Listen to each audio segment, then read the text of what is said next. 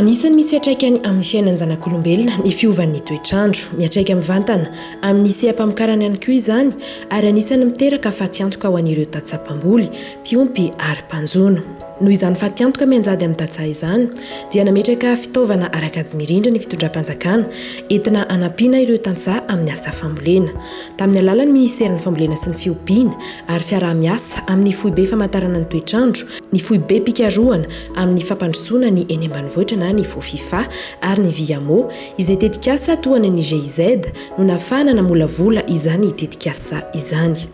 Voalohany miankina amin'ny fahabetrahan'ny rotsakorana ny ahafahantsika mamboly nefa tsika manaraka ny toetrandro, manaraka ny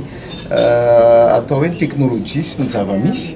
tsy mianona fotsiny hoe miandro hoe inona ny rotsakorana, inona ny haintany, inona ny zavatra isy, inona ny cyclone fa tsy maintsy miezaka mba miomana ary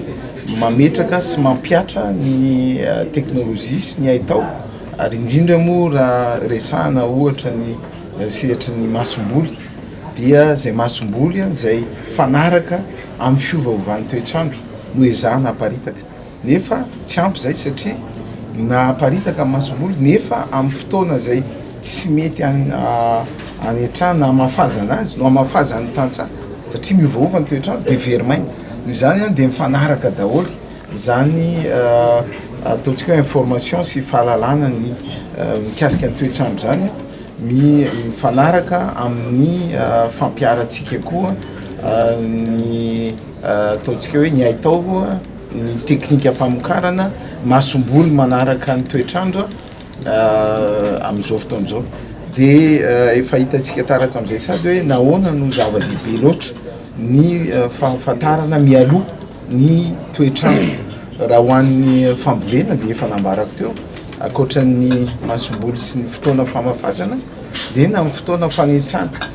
efa hitantsika zao raha mandeha amin'ny lalana makany ivato intsika dia hita ny tantsafa efa tonga dia nisy namboly mialoha satria efa tsy njovony ny tsy fampiny rano, efa tsy njovony koa ny fiaviny ny cyclone ny ao amin'ny météorologie na famantarany toetrandro dia manome antsika ny izany fiovaovan'ny toetrandro aizany misy orana bebe, aizany tsy ampy, aizany mety cyclone dia ny anentahana antsika anaraka an'ireny daholo isika tantsaha sy eo amin'ny seha-pamokarana mba tsy hoe ho tratry ny tampoka satria mba manana an'izany fitaovana izany tsika manaraka izay dia zava-dehibe no ampatsahivana foana ny paikady ny fitondram-panjakana izay efa napetraka amin'izany hoe anatrara ny fampitantenarin-tsakafo. Paikady lehibe anankiray dia mifametrahana an'ireo tombon-tsakafo na réserve alimentaire na ataontsika koa hoe banque alimentaire na banque-tsakafo. Ny antony nametrahana an'izay dia satria ny fiovaovan'ny toetrandro mety mahatonga choc izay fahavoazana eo amin'ny famokarana mety karazana voly anankiray miala iny dia tonga indray ny orana dia afaka manao voly hafa nefa anisany tena afana miatrika an'izany fiovaovan'ny toetrandro zany ary amperina ametrahana ilay hoe résilience dia mifametrahana an'izay paikady manao prépositionnement na manao mametraka an'ireo vokatra ara-tsakafo anatin'ireo banque alimentaire izay efa ezahana apetraka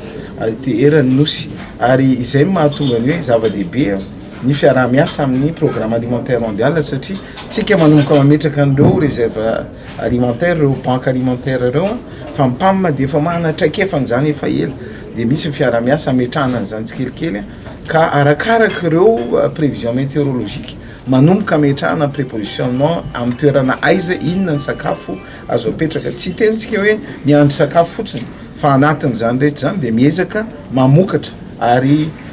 manampy ny tantsaha hanana tampy ambony vokatra izay ilainy ahafahana mameno an'ireo banque-tsakafo ireo. No tanterahina ny 20 oktobra 2024 tao amin'ny hôtel Carlton Anosy ny fanaingana tamin'ny fomba ofisialy ny Tetiandrom-Pambolena 2024 420 tanjona ny amfanojo ny Tetiandrom-Pamokarana ifanaraka amin'ny fiovan'ny toetrandro afana ihany koa miomana amin'ireo loza mety hitranga mba ampiakarana trano ny tambokatra izany hoe mba tsy ho lasa sakana ny fisian'ireo loza voajanahary toy ny rivo-doza ny haintany sy ny sisa ary indrindra ahitana ireo karazana masomboly mifandraika amin'ny toetrandro sy ny toetany.